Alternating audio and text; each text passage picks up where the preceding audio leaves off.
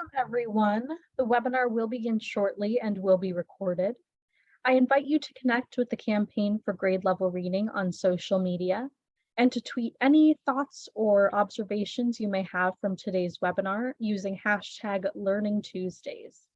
The webinar will begin shortly. It will be recorded and shared with you afterwards. Okay, once again, welcome to today's webinar and happy Election Day. My name is Sierra Sanchez and I'll be behind the scenes helping to produce this conversation. I have just a few housekeeping details before we get started. First, we would love for you to introduce yourself using the chat box at the bottom of the screen and to share any questions you may have using the Q&A box. All attendees are in listen-only mode. The webinar is being recorded and a link to the recording, as well as any resources you see shared, will be sent in a follow-up email to all webinar registrants. And finally, we'll be posting a brief poll towards the end of the conversation, which we highly encourage you to respond to. This helps us with our commitment to continuous improvement. Finally, before we start, I would like to call your attention to our upcoming webinars. Next week on Tuesday, November 15th, we have an exciting doubleheader starting at 12:30 with a session co-sponsored by the Overdeck Family Foundation, followed by a session on advancing well-being for learning recovery. The next week on November 22nd, we'll have a session co-sponsored by EdWeek, and on November 29th, a session co-sponsored by New America. Registration and information for these sessions will be posted in the chat box, and we hope you can join us. Joining you now is John Gomperts, Executive Fellow with the Campaign for Grade Level Reading. Thank you and enjoy the webinar. Hello and welcome, everyone. Thanks as always to Sierra for her great work in making these sessions so seamless, and to Becky Miles-Polka for putting this session together. Last week, if you were with us, we started digging into the NAEP results, and just to relocate you, those results were not really surprising given the amount of disruption in schooling that we experienced. And while not surprising, those results were shocking in the size of the declines in both reading and math scores. And while obviously disappointing, those results I think we also think are energizing, and they help sharpen our focus once again on accelerating equitable learning recovery. Last week, we heard from Mark Schneider, the head of IES, about what he sees as the key responses, and we learned about the Learn Network and the new X Prize. We also heard from Deborah Pert about the importance of early math and the intersection of early math and early literacy. If you didn't get a chance to listen to that session, I urge you to check it out, and we will drop the link into the chat box. Today, we're going to look at some outliers. As we know, the overall NAEP scores are not good, but there are some areas that show more promising results, some positive deviants, if you will, green shoots in an otherwise pretty bleak landscape. And today we're going to learn about some of those schools, what some of those schools that did better did to help blunt the impact of the pandemic on learning. We can think about then how we can put some of those lessons to work in more communities around the country. That is the purpose of today's session. You'll hear about a wide range of practices, having and sticking to long-term goals, attention to student, family, and educator well-being, the power of predictable funding, the ability to respond quickly and flexibly, close connections to students that made it possible to spot challenges early and to respond, all that and much more. A reminder, as Sierra said, please put your questions in the Q&A box, and we will try to get to as many of them as possible. We've got a great group of guests to help us explore these issues today, and I'm going to do some quick introductions now. And then, as always, the full bios, which are interesting, are in the chat section. We're joined by Ray Hart, the Executive Director of the Council of Great City Schools. Christy Wolf is with us from the Alliance for Charter Schools. where she is the Senior Vice President for Policy, Research, and Planning. We have two guests from the National Rural Education Association. First is Tim Taylor from California, where he leads the Small School Districts Association of California. And Tim is joined by Heather Zeller, who chairs the National Rural Education Association's advocacy wing. And Heather works for the Rural School Association in New York. Somehow we managed to have people representing the rural world from California and New York today, but I've talked to them and they're for real. Finally, we're really fortunate to be joined today by Beth Narvez, who is the Chief Academic Officer for the Department of Defense Education Activity. This is a return engagement for Beth, who was involved with the campaign back when she was the superintendent of schools in Hartford, Connecticut. So welcome back, Beth, and welcome to all of our guests. And with that, let's start with Ray. Ray, can you join us on screen and audio and everything now? Good afternoon. I am joining you. Fantastic. Welcome. Thanks so much. Thanks for joining us. First off, tell us a little bit about the Council for Great City Schools.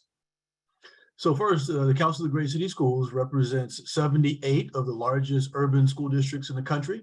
So happy to join you on their behalf. We work with those school districts throughout the year. As a matter of fact, I'm currently in New Orleans at a conference of our chief operations officers, our school safety officers, facilities, et cetera. So we provide supports to our school districts in any number of ways, including academics. So happy to join you.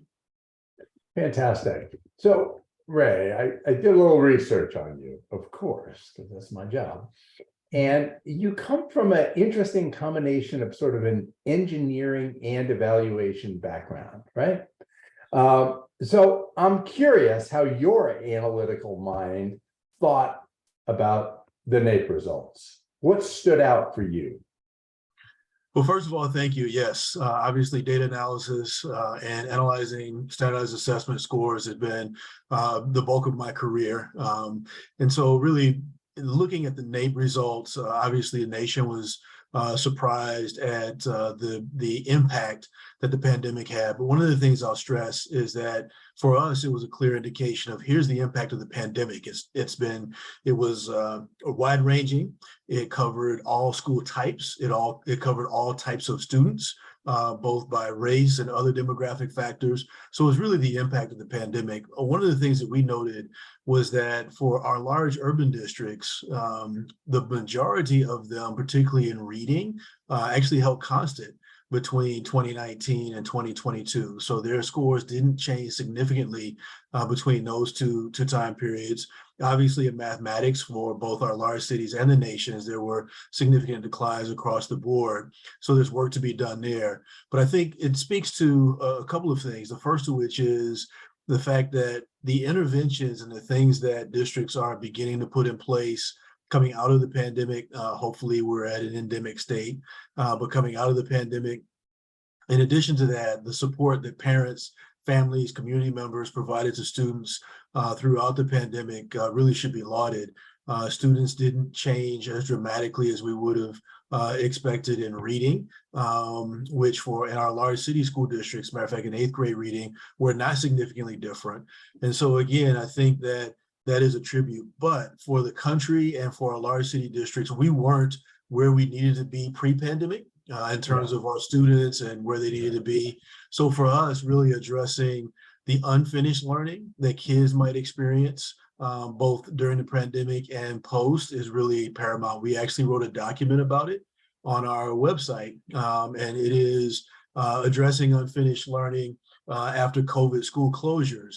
One of the things that we noticed, if you look at the NAEP results, we looked at some of the items from NAEP and how students responded. And you can clearly see that students who may have been typing responses, much shorter responses in their interactions with teachers via the internet or students who are accustomed to texting and writing shorter responses. On a number of the reading responses, we noticed much shorter responses for students in our districts. And so really helping students understand the breadth of writing that's required when they're responding to items, when they're thinking through responses, really understanding the nuance of those responses, we think is critical. So writing across subject areas, we noticed the same in mathematics, and we've noticed the same in state test scores in science and social studies. So really addressing some of those unfinished learning things that kids might have is important. Interesting. When Mark Schneider was on with us last week, one of the things that Mark pointed to, and I'm curious whether you saw the same thing, is that really when you get into the NAEP results more deeply, what you see is that the bottom dropped out. Not, for many kids, there's been a mild impact, which my view is, look, that was an enormous disruption and a horrible thing that happened to our country. I think we're sort of suppressing that memory. And now we're focusing on, for a lot of kids, it was a setback, but a comparatively mild setback compared to lots of other things that happened.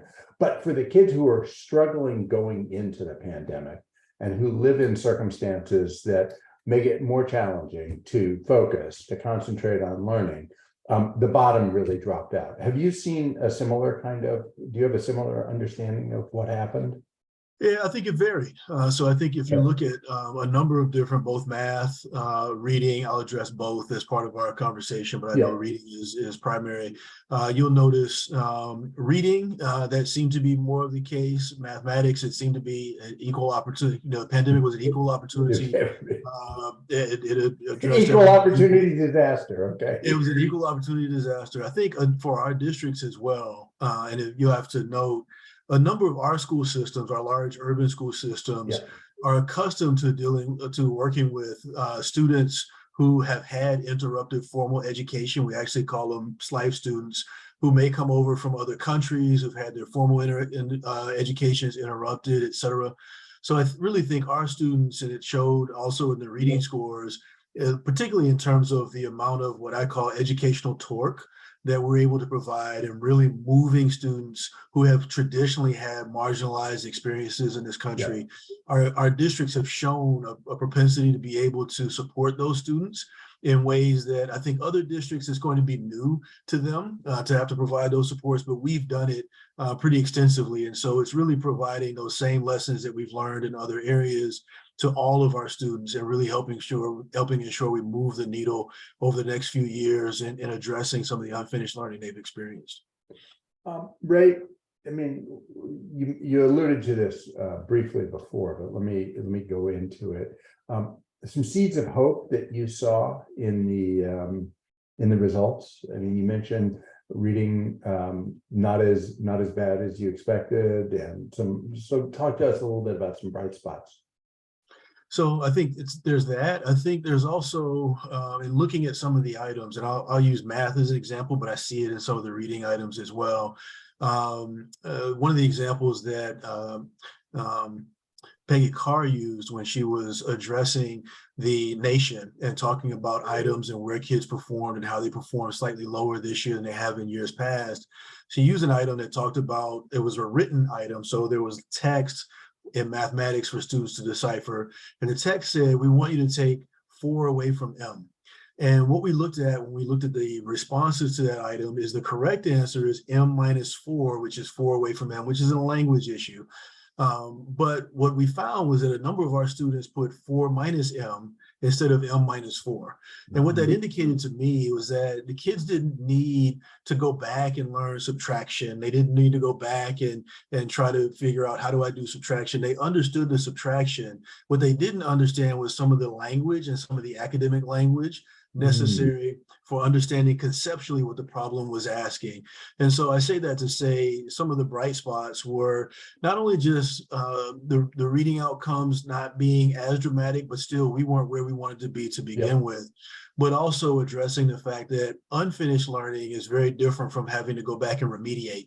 And so during the learning process that we did via Zoom, much like we're in now, kids may have missed some of the nuance of understanding I take 4 away from M rather than, which is M minus 4, rather than 4 minus M, and it's reteaching some of that nuance that's critical. But it's not that we have a vast chasm to make up. It's more kind of specific misunderstandings.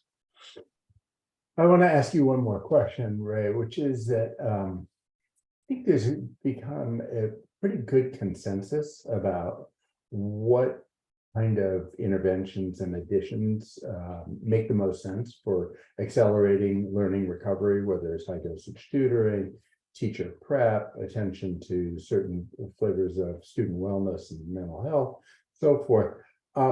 So more and more I've been thinking, and I'm curious from your perspective from the great city schools, from the big school districts, it's not really so much of a question of what to do, but sort of an implementation challenge. Maybe this goes back to your engineering background, an implementation challenge about how to get done the things that we know will be most helpful in accelerating learning recovery.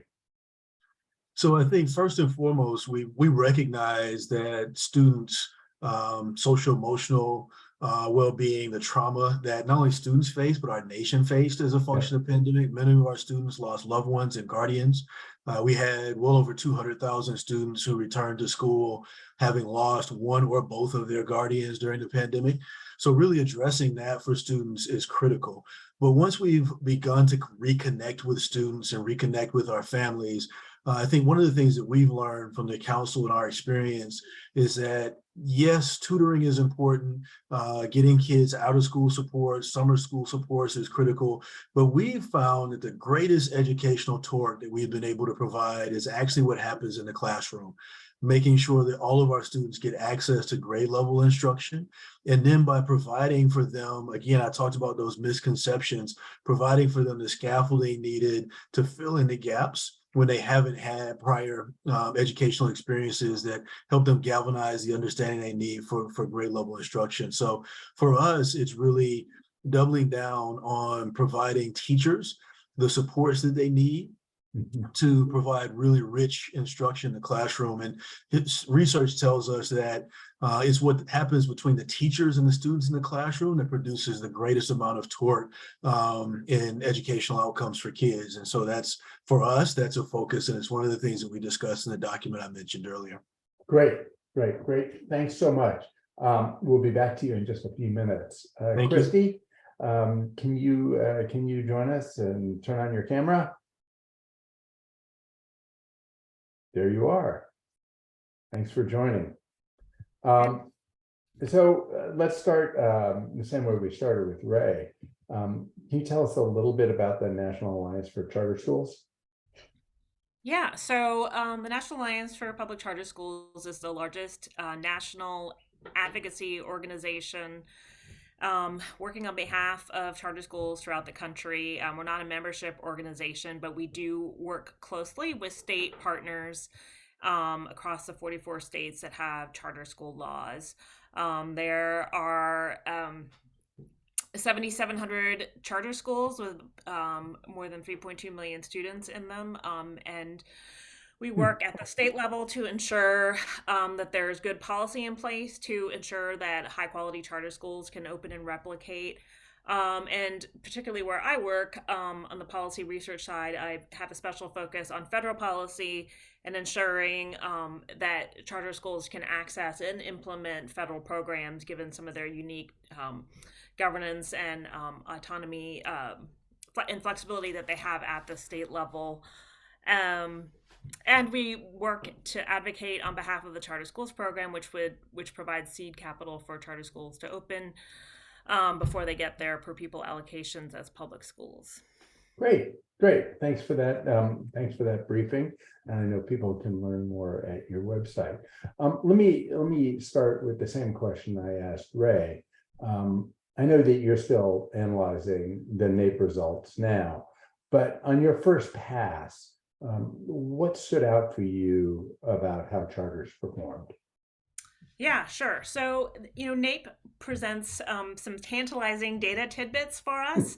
But because of the sample size in a lot of places, once you try to dig down to subgroups or, get better understanding, especially when you're looking at state NAEP and TUDA. It's really hard for us to get a clear picture. But speaking at the national level, where charters have been included as a separate sample for some time now, we're seeing similar drops in performance in math in particular. But looking across all the subgroups, across all the grades and subjects assessed, really most of those drops were in grade 8 math, with a couple subgroups in grade 4 math, and then holding even or increasing in grade 4 and 8 reading. And then at the state level, we've seen charter schools as a sector outperforming districts, in some cases still experiencing drops in Florida, in North Carolina, Georgia in particular. And then at the city level, looking at TUDA, we've seen some surprising gains and outperformances in Miami-Dade County on TUDA. And then in Los Angeles, which is an interesting story, which is still being unpacked, I think, even by NCES, right? What accounts for the overall LAUSD increase, and it looks like at least 2 points of the 9 points were because of the inclusion for the first time. I read that. Yeah, I saw that. Interesting. Yeah. So if we hold the thought, I know it's early and it's hard to sort out all the results, but if we hold the thought that maybe on balance, charter schools did a little better in blunting the impact of the pandemic, what characteristics and practices of charter schools would you say might have put them in a better position to deal with the challenges? Yeah, so a lot of folks have been answering that question since a little after the start of the pandemic, and we have some research from SNRPE and Stanford in particular, as well as some that we commissioned through Public Impact, that really, first and foremost, isolated the autonomy that charter schools have to pivot and implement and respond to data. There was a lot of evidence of community responsiveness, especially just even in terms of baseline, like, are we staying open? Are we closing? What does our virtual environment need to look like? What about meals? They also were able to pivot on staffing and develop, a core Noble network in Chicago, pulled together folks out of the community to serve as tutors once folks could get back into the school, and even started putting them on a track to work in the schools and get the credentials that they needed to do that. So I think listening to their parents, community responsiveness, because of their size, they were able to pivot. If something wasn't working, quickly move to the next thing. So those are some of the things that we've been looking at and are continuing to investigate. Great. We'll be interested to hear those results, and I want to. I'm going to talk to. I want to bring in Beth now, but we'll be back to you, Christy, because some of what you've been saying are things that are showing up potentially in other places.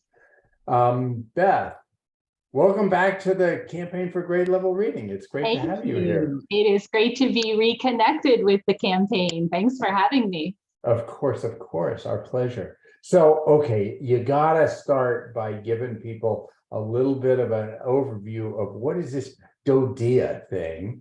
What do we mean by Defense Department schools?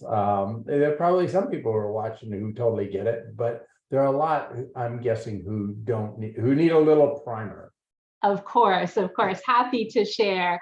So DODEA stands for the Department of Defense Education Activity, and we are one of two federal school systems. It's us and then the Bureau of Indian Education.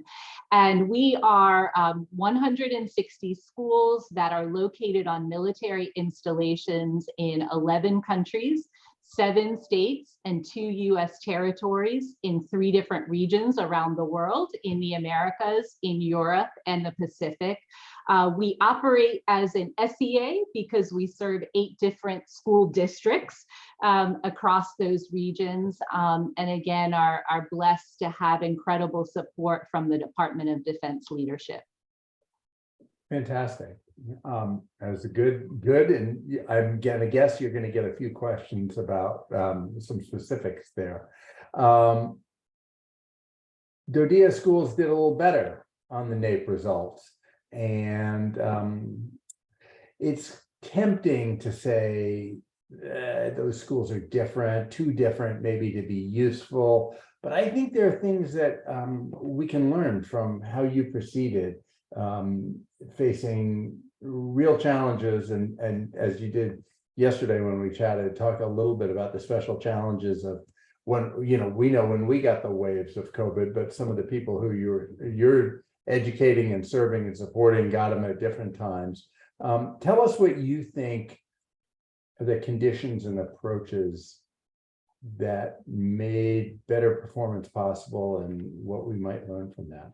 Yeah, thank you for asking that question. And the NAEP data really has helped us to reflect on that. And I really appreciate the conversation today about bright spots and the opportunity to kind of do a success analysis, right? Because we know it's not enough to know about a success or a best practice and then just say scale it up. It's really important to understand the conditions that contributed to that success. So, you're right, John, in that we are so proud of our students and our teachers and our administrators, our families, and again, our community, our military leaders who give us such incredible support, as I noted, because our NAEP story was a counter narrative to the national headlines. And again, also really appreciate your title here today, Beyond the Headlines. Our students, the DODEA, we're considered the 52nd jurisdiction, so the 50 states, DC, and then DODEA. And DODEA was the top performer in the NAEP. Our scores were 15 to 23 points higher than the national average, and our students maintained their pre-pandemic performance in all of the areas and actually saw a gain in 8th grade reading, the only jurisdiction to show a gain. And so again, it's given us an opportunity to say, well, what contributed to that success? And I would say it is 2 major pieces. So we have had now for the past 7 years the same focus on college and career ready standards. And we have been able to be relentless in that focus, right? But it's not only about raising standards. In addition to that, we made sure to provide high quality instructional resources in the hands of teachers in every grade level, in every subject area across those 7 years. But we were asking teachers as well as students to do things differently. So part of that system was also making sure we provided high quality professional learning to teachers. And we not only invested in the development of teachers, but we also invested in leadership development as well. So our leaders could support teachers in making those instructional shifts. And we have such support from our leadership at the Pentagon that we were able to provide, again, that sustained focus on what matters most to improve teaching and learning across the entire 7 years. So also we've had stability in our leadership at DODEA, and that relentless focus, I think, really contributed to our success and the ability to focus on those things. The second thing I would say is that we have some different conditions serving military connected students, and also a two-pronged mission, right? Certainly our mission is to educate the 70,000 students that are in our 160 schools, but we have a real mission to support military readiness. And so the support we get from the leaders on military installations is really second to none. And it helped us not only stay the course on our 7-year CCRS journey, but it helped us tremendously during COVID and during the pandemic. We had enough support to, and again, the requirement to be in person when the conditions made it possible, again, because of our commitment to military readiness. But we couldn't do that without the partnership of our military leaders, the medical facilities that were there, the public health that's on the military installation. It helped us to provide that continuity of education during COVID. And the other thing we say is that our families have kind of built-in wraparound supports, right? They receive, they all have jobs. There's a strong commitment and culture of achievement and education. They have health insurance and access to medical treatment and medical facilities. They have housing. They have all the wraparound supports that we hope, our children have in other school systems. And we attribute those conditions to our success, and again, the ability to help us focus on what matters most to improve teaching and learning. Great. Wow, that was a super good briefing, and it triggers lots of questions, and I bet people have lots of questions and comments about that. So thanks so much, Beth, for that. I'm going to put you off camera for a couple minutes and invite our friends from Rural School, Heather and Tim, to join us on camera. And I'm going to call out something we all learned yesterday, which is that Heather is a product of those DoDEA schools. So when she says brilliant things in a second, you're going to know that where she was so well educated. So you all, Tim and Heather, you bring a special lens to the NAEP scores. To tell us a little bit about what you saw when you looked through those results, and you saw the whole thing through sort of the lens of small schools and rural districts. Tim, let's start with you. When you looked through that lens, what did you see in the NAEP results? Yeah, a great question, and love the previous answers. Really good stuff.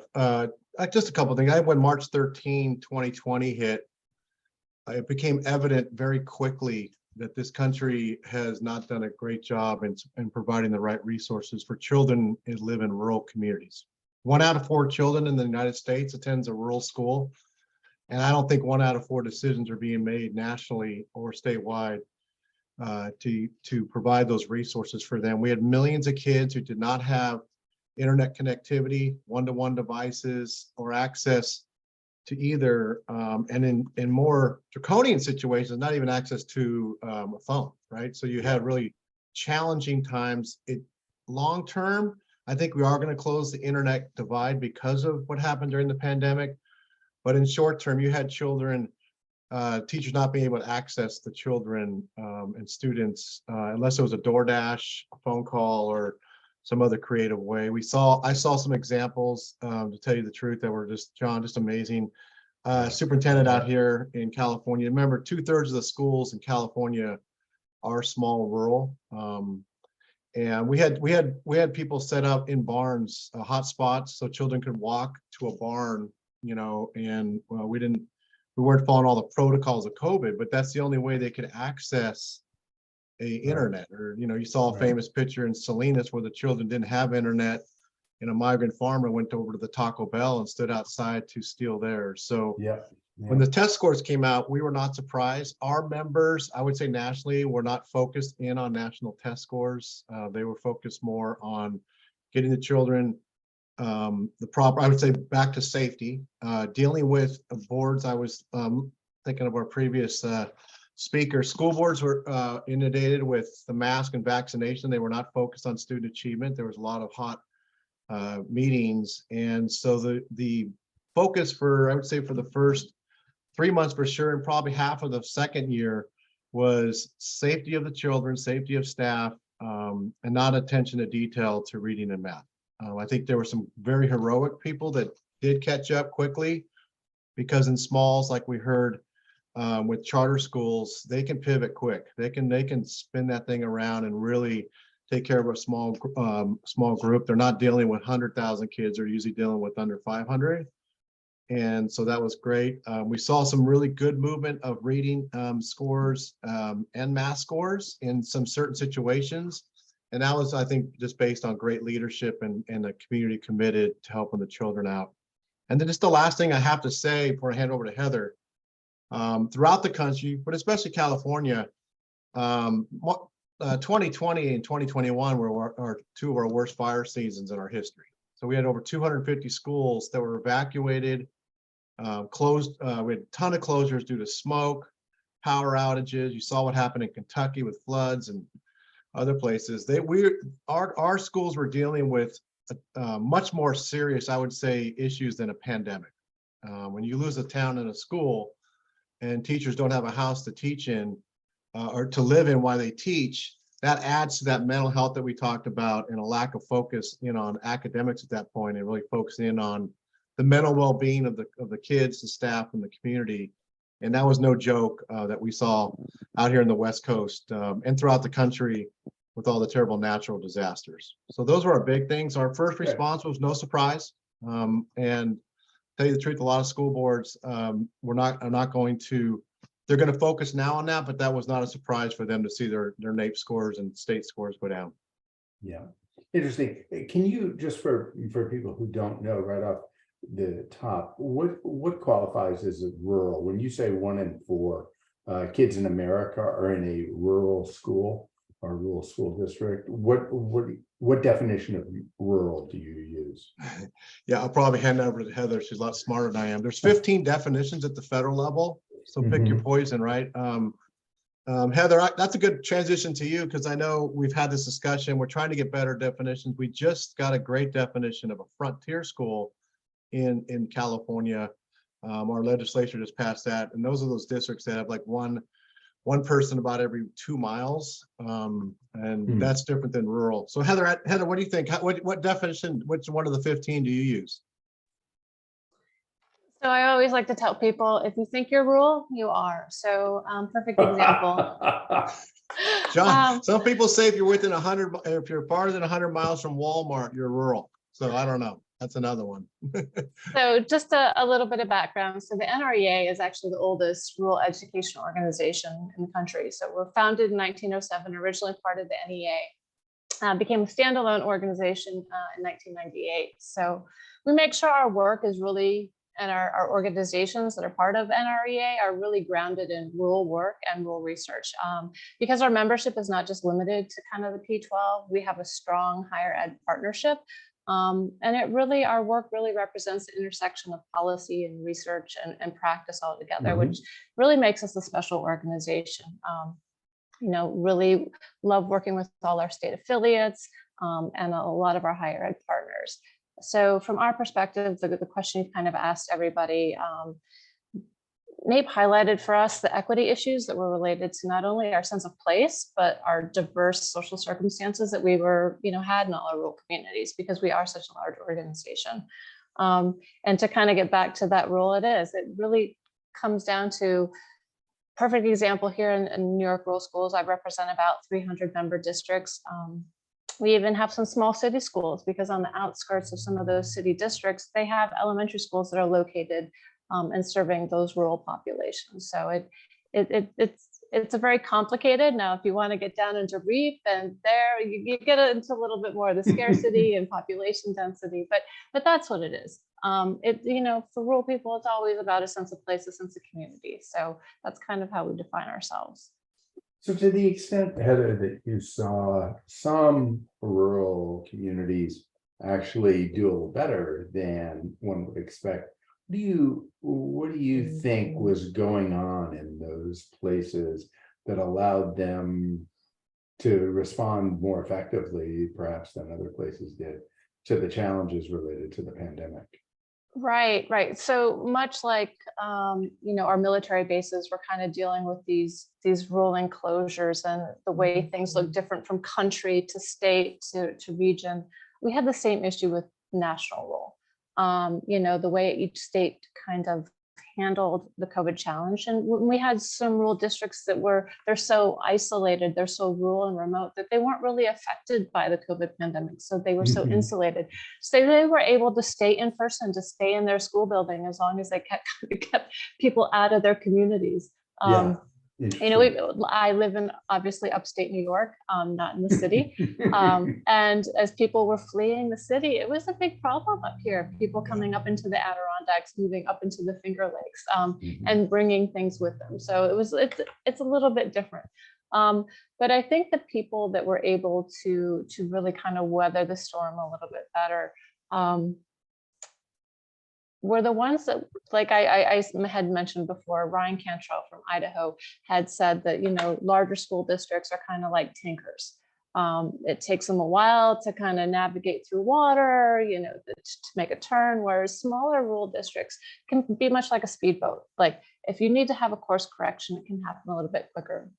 So districts that were able to kind of come together to be able to have all those people on Zoom or at a table, however that may have looked, to make those decisions quickly on how to use resources, get to the boards of education, who then were making decisions very quickly. That's where you saw some progress. So, you know, especially as the federal government started to roll out some of those rescue dollars, and districts were able to, you know, I'll speak to a couple of New York districts in particular that were able to hire instructional coaches. Okay, we know we need to kind of hammer down on how are we going to provide reading instruction online. How is that going to look? So those were the districts that were able to kind of be successful. And then the question for us then becomes is how are we going to sustain that moving forward? You know, we may not have seen tremendous gain, but we did not see tremendous loss. And for those people that were able to implement and utilize those plans, you saw tremendous gain moving from those June 2020 district-wide kind of assessments to what that looked like, you know, coming back in the fall of 2022. So, Great. Tim, you want to add anything to what Heather just said about some success stories? Yeah, what we saw, the secret sauce was you had to have a superintendent principal, because there's usually our schools have a superintendent principal, not who's an instructional leader, who's focused and understands data and how to drive instruction. Two, the community, as Heather pointed out, got their children to school, got them ready, and supported the school with attending face-to-face or hybrid as soon as possible, and did everything in their power. We saw a correlation between high attendance rates and student improvement. And then I think the third, having civil board meetings that did not stray away from all the other things going on in the country, that these boards stepped up and said, look, we're here for the kids. We're not going to talk about all the politics in Sacramento or DC. And that seemed to work. It starts with good instructional leaders, though, whether it's a principal, you know, the lead teacher or superintendent. There's a direct correlation between that and how well they did with their test scores. Great. Thanks to everybody. I want to invite everybody to turn on their cameras and come off mute, and we'll do the whole Hollywood Squares thing here. We'll get our bingo cards going. And while we do that, while people rejoin, also a quick reminder to everybody who's watching to put your questions in the question and answer box, and we'll try to get to all of them. Becky Miles-Polka is watching them and is going to pull them and push them to me, so I ask the right questions, or we're going to just get Becky on screen. She's going to ask the questions. But before we get to that, I'm interested. You've all heard each other, and now I want to do a little pattern recognition here. And remember, this is what this is about for us. Our network is largely made up of community organizations and community coalitions that are focused on early school success. And each of them is trying to figure out what's the best strategy. What are the things that we should be adopting and advocating for in our communities, and what are the barriers to making those things happen. And the idea is always to learn from folks across a wide range of communities. And actually here we have governance structures, a range of governance structures about what worked. So what can we learn? I'm curious, as you all listen to each other, you've all now heard each other, what popped for you about some important and consistent themes that you've heard about the conditions that supported better outcomes in this very difficult time. So it's a little schooly. I'm asking, who's going to raise their hand. So I'll come to you first, Beth. I'm curious what you heard across these things that you think are really important for creating the right kind of conditions for learning. Well, first you highlighted something that I meant to also highlight when I was talking about one of the conditions for our success, and you talked about the stability of funding and resources, and that is a huge factor in our success, right? We have had stability in funding over, I told you, our 7-year journey, and we were blessed to be able to stay on that journey because of the constant resources. When we had to go remote, we had the laptops, the hotspots, we had the digital learning resources so that we could pivot quickly. And that just makes such an incredible difference, not worrying about whether you're going to have funding cuts. It's again a huge factor in our success. And I know we talked about this yesterday. There has been an infusion of funding for school districts, but they're facing a funding cliff once those resources need to be used. So that stability of resources is just so incredibly important. A couple other things that I heard that really resonated with me was a factor in systems that were more successful was their ability to pivot quickly and to be flexible and adaptable. And again, I think that was one of our successes. We are a system that operates across 10 different time zones. And we watched as the pandemic started and our schools in Korea had to go remote first in early March, and then it went to Italy. And so we were kind of watching and learning. And then as the waves of the pandemic moved, across the world, we had to adapt very quickly and be agile in that. And again, just come together really quickly, just with daily meetings, again, across those 10 time zones, because we needed to be able to adapt and adjust. I think I would just say 2 more things that I think are incredibly important that I heard the other panelists speak about. You heard that community support and the ability of communities to really rally quickly around schools and school systems. And again, I shared that certainly is part of our experience and such an important condition for our success in DoDEA.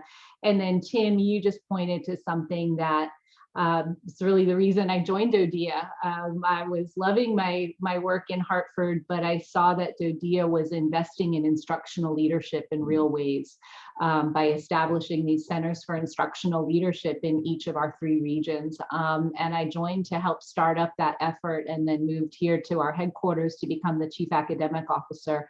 But one of my mantras is leadership matters. And so having leaders in place who could, again, support our teachers, our students, our families, and providing that continuity of education. And again, with that constant drive to implement rigorous standards is just an absolute key to success. So those are some of the key. Wow, that was fantastic. Ray, I want to bounce back to you because here you represent these large school districts, and I suspect you subscribe to what Beth just said as conditions for success. And at the same time, I know that big school districts, a lot of those things, those conditions are really challenging in big school districts. Community support, stability of funding, all of those kind of things. So curious about your reaction to what Beth said, and also what you heard in this conversation that pops for you. Well, I know we're talking about what works well for students, and I'm going to pivot just a little bit, but I'm going to answer your question based on what Beth just shared. You go where you want. No. But I think it represents our greatest challenge in the NAEP scores, which we started with the NAEP performance from a couple of weeks ago. If you look at NAEP 2022 and you break that information down by students who are free and reduced price lunch only. So if you look just at the students who are in poverty, When you break it down for large city school districts, large city charters, the nation as a whole, charters across the nation as a whole, even the last time we were able to get that information was in 2013 for private schools. But if you look at the at proficient, the at advanced, the at basic and below basic, the percentage of students in each of those categories for all school types, including private schools, are identical. They're no different. So if you're looking at children in poverty, which about 75% of the students in our districts are in poverty, for students in poverty, it doesn't matter where you go to school. You can move around to different schools, but your outcomes are generally the same across the country. So I think our real challenge, particularly coming out of the pandemic, and the challenge relative to what Beth just shared, is how do we get our students the resources that we need who are in poverty, and what can we learn from the way we were able to deploy devices? What can we learn from the need for our students to have access, as Tim alluded to earlier, access to broadband, so that even after the bell, students can still connect and continue to learn like many of their peers across the country. And I think that applies to our students, whether they're in charter schools, whether they're in rural schools, whether they're in private schools. If they're in poverty, they're going to struggle to have those types of lessons. So I think our real question as a country coming out of the pandemic is, how do we help our students and our families in poverty not only recover, but grow? And that's our primary focus. And so we'll continue to lift that up. We'll continue to stress that because I think it's the one key element that our country has not figured out yet. We've tried all different reforms, but really figuring out how to support students and families in poverty is our real challenge. And so we'll continue to do that in our school districts, again, by trying to address the classroom. That's really interesting, Ray. When we talked yesterday, I asked Beth about this because serving the Dodea schools, they don't have a lot of rich students, but they also don't have a lot of impoverished students, and that's a big deal, right? I'm curious about the rural take on this. I heard some of what I heard was number one, flexibility. These are not huge. These are not huge bureaucracies. A few people can probably make a decision, and that's important. I heard community support, but I also heard like knowing students personally, and sort of a built-in early warning system, because people know people. It's not a big anonymous system, it's a highly personalized system. And that when you know exactly what's going on with somebody and you care about that person, you're apt to respond and overcome any barriers to responding. I'm curious what you all, from the rural perspective, heard in that conversation, and what you think. Yeah, I think what jumps out on me is, I think all of us as leaders of associations that are specified need to work together. I was the county superintendent in Butte, and I started to realize a little rural county needs to partner with larger counties and big districts because they have so much wealth of talent and resources in there. So we actually rolled out the multi-tiered system of support with Orange County and met their 30 they're all their directors were doctorate and really brilliant people, and we got them out in our community and vice versa, and shared resources. I think that's one of the things that we need to do a better job of. I'd love to, I keep encouraging my peeps, get in there with some of those large urban. They do some wonderful things to help out with the changing demographics of your schools, how to deal with kids that are poor.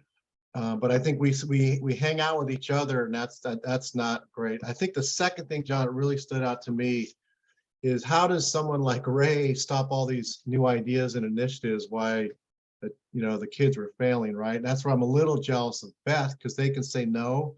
But man, some of these, we have 14 new billion-dollar initiatives: preschool for all, TK for all, career tech as a graduate. All 11 are coming together, and all 11 have billions of dollars. But boy, that really puts pressure on how do you say no to some of these initiatives that are individually very important. And they usually stem, to tell you the truth, out of large urban concepts. And I feel bad sometimes for those leaders in these really big worlds because they're pulled in so many directions where they have trouble having the beauty of a small rural school where you can actually say no to the state and kind of do your own thing because they're so far away. So learn from each other is what I'm hearing right here. Learn from the charters, learn from urbans, and learn from the Department of Defense. And I don't know what you thought, Heather. No, I mean, and that was one of the things as I thought about the conversation that we all had yesterday preparing for this, and I listened to what Beth said, and how everybody's been focused on the scores, and it really comes down to kind of what Ray and Beth have both reiterated. It's those other wraparound services. It's they had housing, they had hospital, they had dental care, all these other things that are in the communities. And it's not that rural communities don't have that. We have this amazing sense of place. And like you pointed out, our relationships and people knowing each other. And we do an amazing job of sharing services and using what's in front of us. And everybody says rural is resilient, but resilient doesn't always necessarily mean okay. And we have the problem of proximity. So we may want to utilize the local university to bring in, student teachers, perfect example, or even, people that are going through like right now, social work or psychology, and get them into rural areas to have that context. But that might be 100-mile trip for that person. And there's no housing available. So it's not like they can stay in our district. So those are some of the challenges that we're looking to overcome. Like, how are we going to make these connections, real connections for our professionals, for our teachers, for our students, when we are, to a certain degree, somewhat isolated? You talk about like you want to have a team meeting, I'll use like first grade.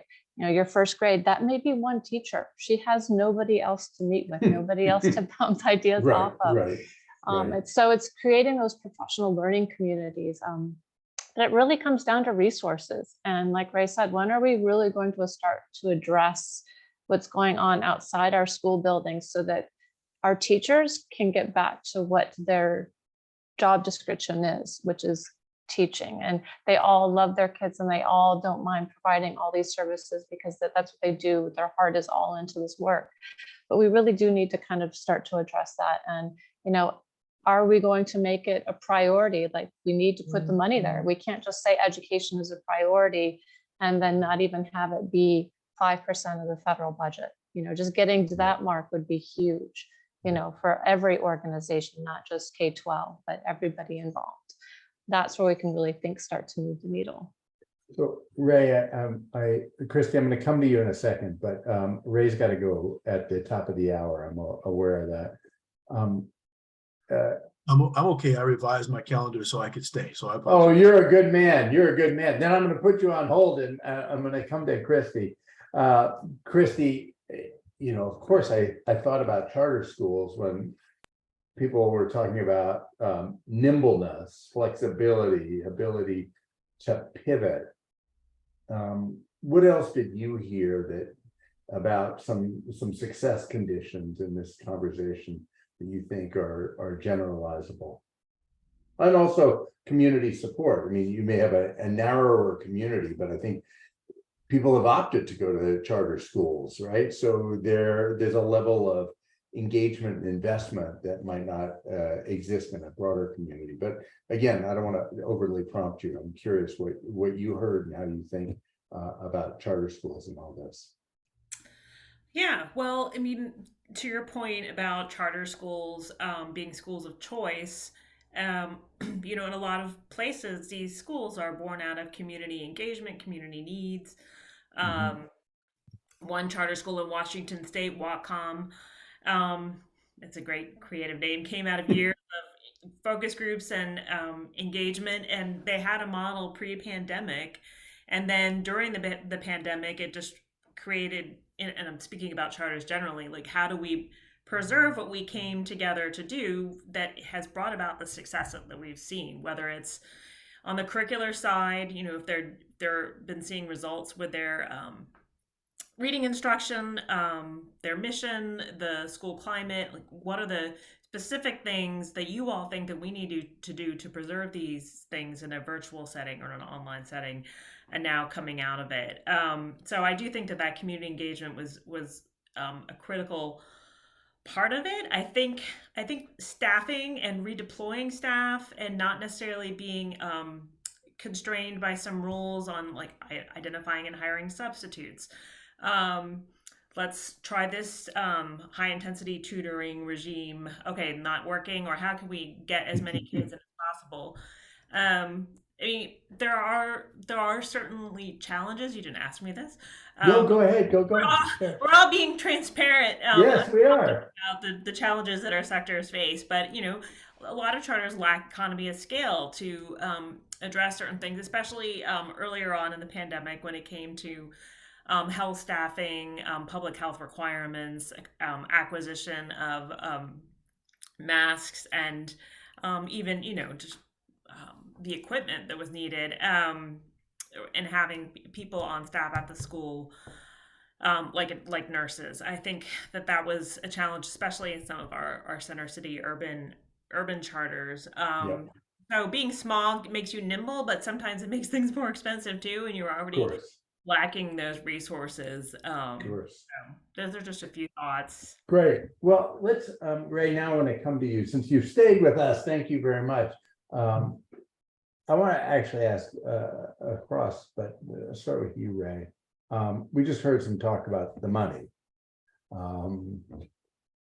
There's a question from Stephen in the chat, in the Q&A box, about how people think that the federal COVID relief funding has been effective in at least limiting the impact of the pandemic. And then what do we think about how we use that funding going forward? And also, of course, that gets to the whole funding cliff issue. So, Ray, how do you think about the money that's come? You know, there's ESSER money, there's ARP money, there's all these new resources. Some people would say that, you know, schools are right now awash in money and having a hard time spending it and worrying about spending it and creating expectations that can't live into the future. What's your advice to our audience about that? I think a couple of things. The first of which is, I think clearly the investments have made a difference in our school districts. We have seen investments in summer programs, extending summer programs to kids who haven't been able to avail themselves of them in the past. We've had some of our school districts, one district in particular, added 35 school days, instructional days to the school year, not by adding days to the end of the year, but by figuring out ways throughout the year to bring teachers and students together again, to provide instructional opportunities during intersessions, during summer school, creating intersessions during the school year. So I think clearly those are starting to pay off, and we've seen some of that in our state performance. I'll use, for example, Dallas ISD, the African-American students in Dallas in reading actually performed higher this past spring than they did pre-pandemic in all but one grade level.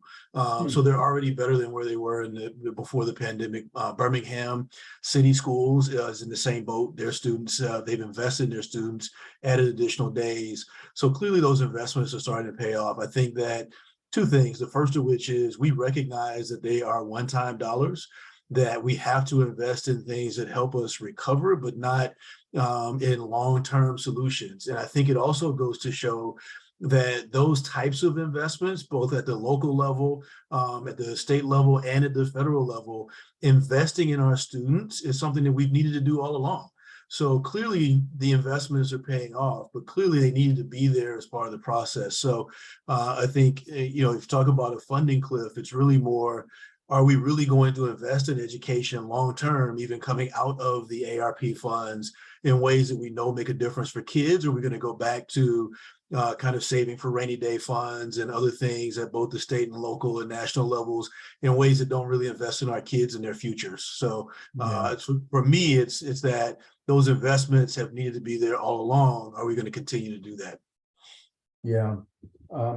Tim and Heather, I'm curious, we've heard a lot about what the federal funds have meant at the in big urban districts. Curious how that's played out in a rural or small district setting. Yeah, so I'll go ahead and start. So, Sure, great. you know, the way the funds were given out, a lot of rural districts lost out. You know, we don't have the number of students, but teachers still cost the same, building repairs still cost the same. So it looks a little different from rural. You know, and most of our buildings across the nation, you know, we have a lot of rural schools that are well over 100 years old. So when you talk about an HVAC system, there isn't air conditioning, it's open the windows. You know, and those were things that we found we needed. So there definitely needs to be, you know, infrastructure money put behind some of that. So long-term investments. So it got us through. We were able to get masks. We were able to make, you know, some small improvements there. You know, but from a teaching side, you know, Ray's right. We didn't want to invest in. It's hard when you need personnel. You want to invest in personnel, but you don't want that just to be a one-year person that's in that building when you come to rely on, when the students, especially in rural areas, become attached very quickly to people in their buildings because it is such a small community. So, you know, you talk about, like I mentioned before, one district, it was $154,000. They were able to get professional development 1 solid week and then hire 2 coaches to come in and spend the entire year, you know, working with different teachers. So that's $152 per student that will just disappear, but that's not anything that they can replace with their local budgets because they can't raise taxes, especially in New York where we operate under a tax cap for our school boards. So, you know, those are kind of the struggles we had is, you know, it's everybody's like, oh, there's all this unspent money. That's not true in a lot of these rural areas. If we do have unspent money, it's because we can't find people. We can't find social workers. We can't find school psychologists. We can't find ELL teachers. We can't find, you know, they're just not there. They're non-existent. And, you know, that's one of the wonderful things why I love working with the NREA, because we do have that higher ed connection. So when we start to look at these problems, we look at them across the spectrum and how can we address them from the top down or bottom up together. So, you know, those are conversations we've already been having well before the pandemic. And it's allowed us to move the needle a little bit, you know, higher ed, obviously getting those investments. So we've been able to kind of collaborate there to kind of, you know, start to work on those teacher preps. What can we do to address that stuff? Some of the stuff that was highlighted because of the pandemic that we knew existed. And then we're given this one-time kind of lump sum money. So we kind of put it into moving some of that systems work. And I know Tim can kind of speak to it. It looks a little bit different on the West Coast. Yeah, we had 103 schools that received no direct federal funds out of 1,200 because they were Title I qualified, but they're free and reduced lunch. 53 of them were higher than LA Unified, but got no dollars because they had to use a census data in a quirky Title I. Yep. That's how they deal with small rurals. Yep. And so these people were left out. We fought with our governor, everybody else, and they did not give us funds to poor kids in areas that not only were dealing with COVID, but also we're dealing with the wildfires. Kids in Trinity had, one district had 93% free and reduced lunch and did not get a federal dollar from CARES ESSER 1 or 2. And, you know, our partners in large felt bad for them. We were trying to get them to shake down some dollars, but that would have been tricky. The Title I formula is outdated and it has too much bureaucracy. I wish they would direct fund districts through Title I and take away a lot of the regulations that are, I think, outdated oversight models. It's gotten a lot better in the last 20 years, but I still think it could be better. And then the last thing, not only with funding, but kind of, John, with policy and all that, I think we collectively get mad at charters because they think they have more flexibility. Well, that's not the case in California anymore. They have more accountability than school districts right now. They have to do a 5-year renewal. They have to hit data marks that their districts don't have to hit to stay open. I think if we look back at the origin of charters, what happened was people said, well, they don't have to do the things we have to do. They only have 5 pages of code. In California, I think ours is over 800. So is the issue the charter flexibility or our ed codes that restrict creativity, innovation, and getting stuff done? I've worked in a large school district, Elk Grove, and you have a whole floor of people just doing paperwork to get your federal funding instead of saying, you know what, we don't need all those people. They should be out in the schools teaching kids or helping kids. And how do we get rid of some of those layers of bureaucracy that restrict us from being innovative and getting work done? We have a great question from Breton White Fox about English learners, Yeah. emergent bilinguals, multilingual learners, maybe not so much impact. I don't know. I know, Beth, you mentioned that you had a lot of English language learners in your schools. I'm curious what the experience was there. Yeah, we do. We have a very diverse population of students across DoDEA. And, you know, I can't single out this student group. We actually saw maintenance of performance or gains across all of our student groups, whether they were English language learners or students with disabilities. Again, all different groups of students saw the same thing. I will say that for us, it required, as with everything else, a continued investment in those programs that support our students. So I'll give you an example of, again, one of the things that really required us to pivot and be flexible and act quickly. So I told you we had a commitment to, where possible, to be in person because of our dual mission of educating students, but also military readiness. But we also knew that we needed to have a full-time virtual option throughout the pandemic as well for students who were medically fragile or staff members, quite frankly, that were medically fragile. And so we have an existing virtual high school that is supplemental. So students who may be in one of our smaller high schools or couldn't get a course in their schedule, it's meant to make sure that students don't lose out on an opportunity because they find themselves in that situation. Well, in order to provide the full-time option, we scaled up our virtual high school from a 2,000 student supplemental program to a 12,000 student K-12 full-time option in 3 weeks. And that required, again, not just but kind of core content teachers, but also paying attention to making sure we could maintain continuity of services for our students with special needs and our English language learners. You know, I would suspect too that perhaps one of the things that helped was when you were remote or virtual. I've actually seen this with my own daughter, who is a student with an IEP. She's really thrived in the one-on-one settings, in virtual settings, like to receive speech therapy and other things. And so I wonder, you know, I don't have evidence behind it, but I wonder if those kinds of opportunities to provide more individualized and small group services and support were one of the factors that maybe helped our English learners maintain their performance. And again, in terms of DoDEA's case, we saw it across all student populations. And again, it was just that relentless commitment to providing that stability of services that we provide, you know, in non-pandemic times. Christy, I wonder if you have any observations on English language learners in the charter setting. Yeah, and just dovetailing a little bit on what Beth was saying, I mean, the customization and student centered interventions, that's just a theme that we've heard come up again and again. And we're actually just still not only looking at NAEP data, but survey data that we did of the field, and looking for resources going forward post-funding cliff to make sure that they can have that intensity to customize them to the learning needs of the individual students. For EL students, we have generally have good results. There wasn't across the board declines, except for, well, there was the math and reading where it declined everywhere, but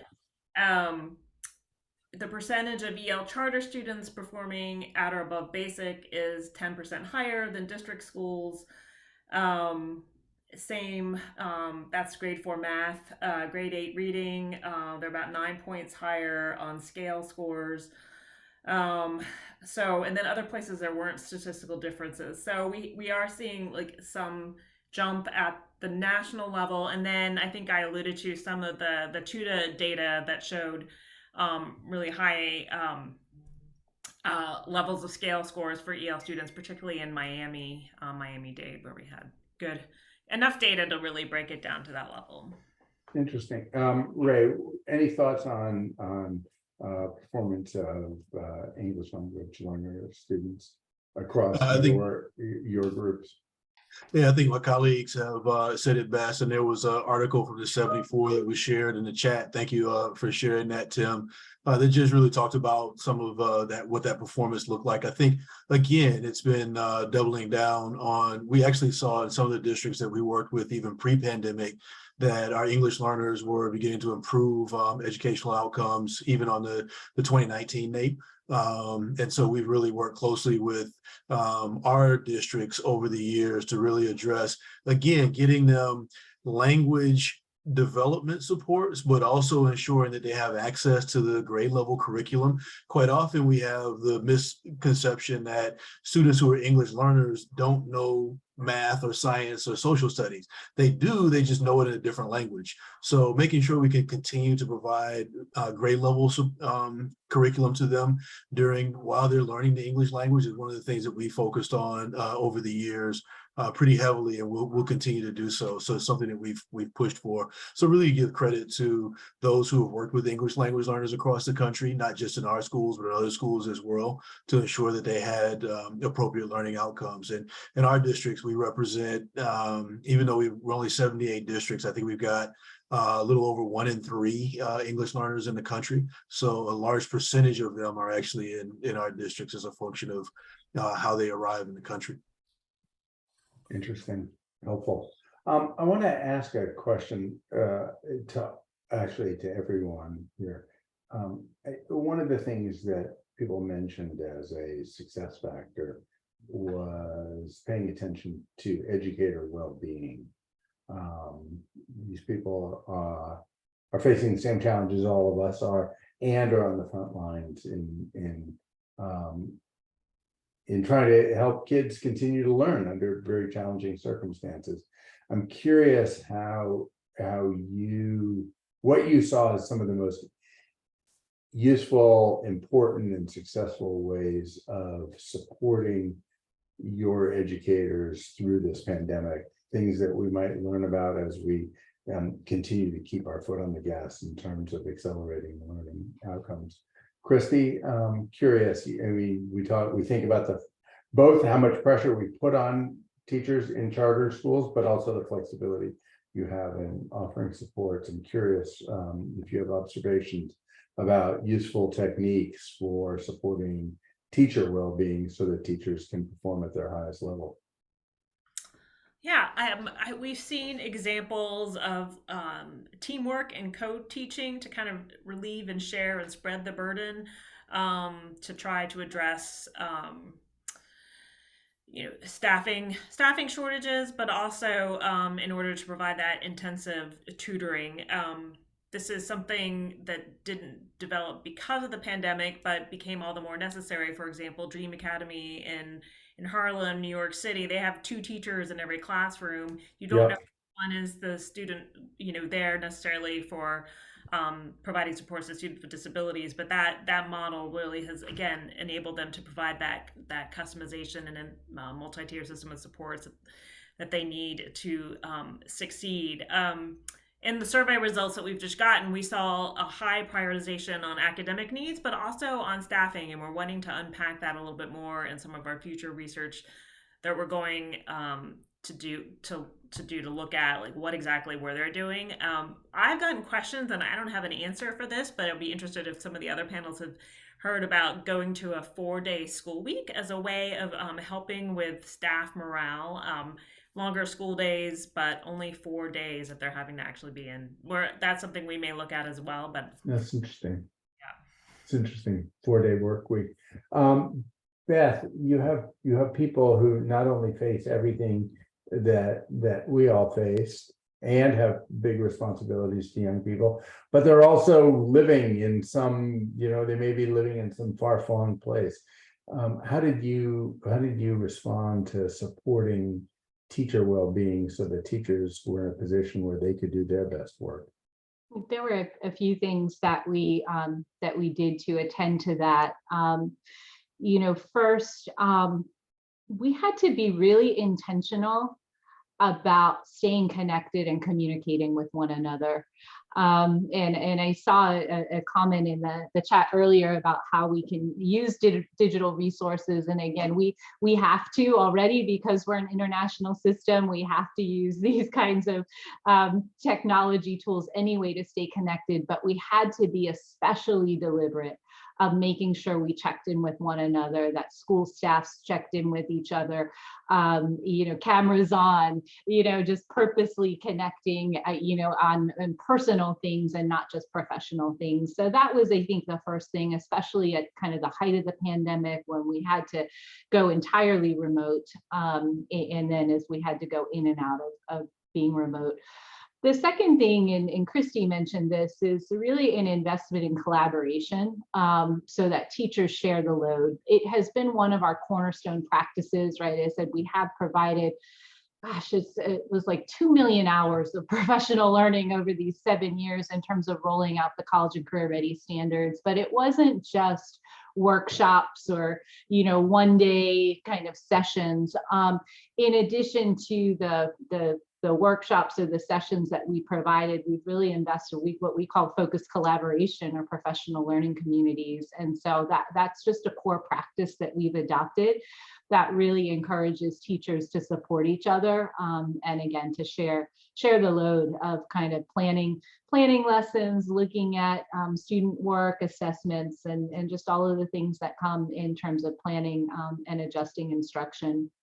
The second thing, or the third thing I would say is, my mantra all along, leadership, right? And people, they say, right, people don't work for organizations, they work for leaders. And the leadership of a school principal really makes a difference in terms of setting the culture of a school. And that was no different throughout supporting our teachers throughout the pandemic.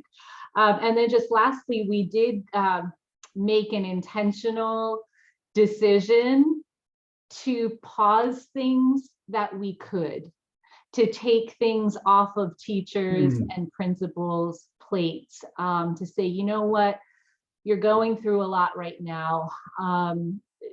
We don't have to do all of these things at this moment. We're going to take a pause and phase them back in. And we send out a message, DoDEA worldwide, and said that. And again, that was a very deliberate effort to acknowledge what people were going through and to try to make the burden a little bit easier. Well, I love that. You speak in the most organized way. I was really like 1, 2, 3, 4. Very impressive and very helpful. Ray, I'm going to come back to you on this question. You talked at the beginning about the highest value is in having successful classroom situations where teachers are really in a position to teach and have the right materials and the right preparation. Students are well positioned to absorb what teachers can offer. How do you think about supporting not only teachers' sort of readiness and professional development and board certified and all those kind of things, which we all subscribe to the importance of those things, but what did you see in terms of bright spots in terms with respect to supporting teacher well-being so that teachers were well positioned to teach? And while you collect your thoughts and get them in 1, 2, 3, 4, Sierra, why don't you go ahead and post the poll now? And I encourage everybody to fill out those polls. They're very helpful to us in getting the feedback and how we can make these sessions more successful and more useful for everybody. So to you, right? So I think first of all, and I'll do 1, 2, 3, 4 as well. So it's awesome. But I think the first thing is celebrate our teachers. I think one of the things that we failed to do as a country over the last few months, last several months, is really celebrate those who have been on the front line with our students, those who have shown up to ensure that our students have continued to learn and grow. A number of our districts have done that. They've expanded that. But I think we also need to do it as a nation. We need to celebrate our teachers, celebrate education, celebrate the field of education for what it is. It's really preparing all of our future leaders.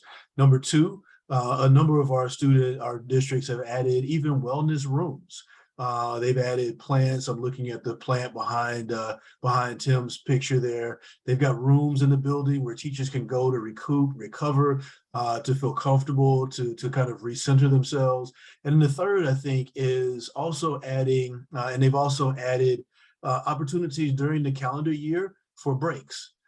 So that last year we saw a number of our school districts actually building in, adding breaks, adding additional breaks throughout the year to allow our teachers to recuperate and recover. And the last thing I'll add, which I think is important, is adding opportunities for our children to have the same sets of opportunities where they can go and decompress if they're having challenges in the classroom. One of our districts created reset classrooms. It was actually Dallas as well, but they said they created reset centers to allow children to go and actually reset during the school day and then return to the school classroom rather than suspending them for behaviors that occurred. And I think that helps teachers in a big way as well. I love that. I want to come to you, Tim and Heather, to close here. There are ways in which teachers in rural and small districts might face some of the same isolation that you might associate with a DoDEA school. And so I'm curious what you've heard about, and I know it's also hard to recruit in some of these locations. So curious about what you've seen in terms of successful investments in the conditions for well-being for teachers so that they can really give their all. Yeah, I think three things. I think the cream rose to the top. You finally saw great teachers exposed to living rooms, and there are some unbelievable teachers who parents heard about how great they are, but they got to watch them. And I think that built some momentum for teachers that struggle a little bit to watch another teacher teach via distance learning and show their stuff. Two, I think open source was prevalent throughout, and I think teachers got to share lessons throughout the country. And I hope that it continues. San Bernardino County was just funded by our state to take pre-K through 12th grade teachers and scale up their lessons online so it's available to share and get these great teachers out there to show us how to do it. It's like a good teaching hospital. And then I think the third thing that that will, I think, continue to benefit. I think Zoom's been the greatest thing. I've met so many people, and we have a consortium helping rural teachers teach computer science. It's now in 12 counties, and these teachers that are out in the middle of nowhere have friends now throughout the state. And so I think that momentum that we got to open up our worlds to each other instead of staying silo within your district or county should continue and help teachers continue to grow, and also instructional leaders. Fantastic. Heather, you want to add anything to that? I think just to talk about when you kind of just said attract and recruit, what we're doing. I mean, a lot of people, when they look at rural, they kind of look at it through a deficit mindset, you know, like we're far out, we don't have resources, we don't, you know, Walmart might be, you know, 40 miles plus away. And everybody says you're just in the middle of nowhere. And we kind of flip that script, and we're in the middle of everywhere. Like, we're where you want to be hiking, we're where you want to be in, you know, out in a kayak, you know. We have all those amazing things that people, when you look to get grounded, you look to do, and that's our sense of place, you know. So that's one of the things that we're trying to, when you talk about what we're doing for wellness, that's one of the things we're trying to highlight on why we're so special and why you want to come teach in a rural district, because those are things you get to do every day. You know, so just to flip that script. I mean, I wanted to end on a positive note, because it's not all doom and gloom out on the prairie or up in the mountains. That's fantastic. I love that, and I appreciate ending on a positive note. Although I hope we heard a lot of positives and a lot of learnings that came out of what was obviously an extraordinarily, and continues to be an extraordinarily difficult situation. I want to thank each one of you for bringing such a strong perspective and so much content to all of you, to all of us. It was a terrific conversation. I really appreciate it.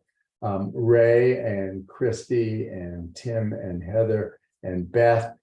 Beth got us all on the 1, 2, 3, 4 thing. We're all going to be super organized going forward with our comments. It was just really a terrific session. So Great appreciation to all of you and to all of our friends who joined.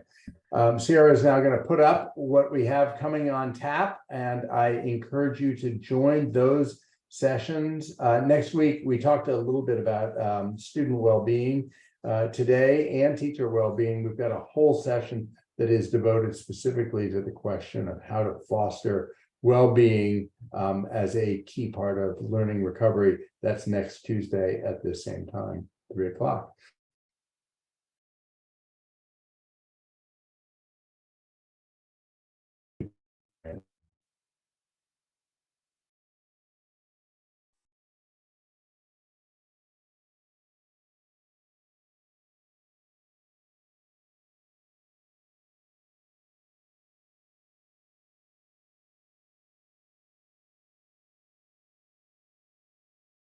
Well, it seems John has frozen, but for those who are remaining, thank you for staying with us and have a great rest of your afternoon.